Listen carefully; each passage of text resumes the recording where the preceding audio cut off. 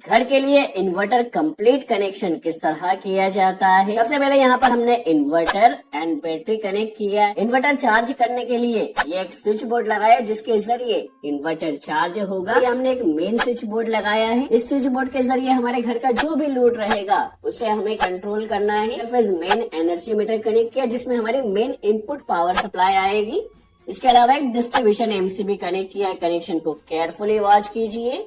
सबसे पहले line wire हमारे पास यहाँ पर इस मेन पावर सप्लाई का आएगा। इसे एनर्जी मीटर के फर्स्ट टर्मिनल में कनेक्ट किया जाए। न्यूट्रल वायर सेकंड टर्मिनल पर कनेक्ट किया जाएगा। एनर्जी मीटर का जो आउटपुट रहता है थर्ड टर्मिनल से हमें न्यूट्रल मिलेगा।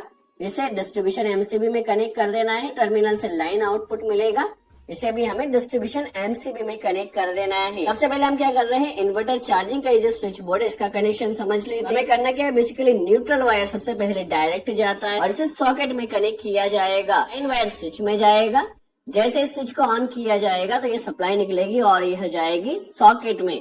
तो बेसिकली हमारे पास इन्वर्टर चार्जिंग का जो स्विच बोर्ड है इसका कनेक्शन कंप्लीट हो चुका है। बेसिकली हमें इस इन्वर्टर को चार्ज करना है। तो इन्वर्टर को चार्ज करने के लिए हमारे पास एक प्लग रहेगा। इसके जरिए हमारा इन्वर्टर चार्ज होगा।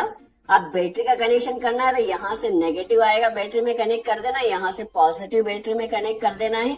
अब इन्वर्टर आउटपुट के लिए यहाँ पर आपको ये जो सॉकेट नजर आ रहा है यहाँ से हमें आउटपुट मिलेगा। इसमें हमें इस प्लग को कनेक्ट करना है और बेसिकली हमें सिर्फ एक लाइन वायर यहाँ से लेना है।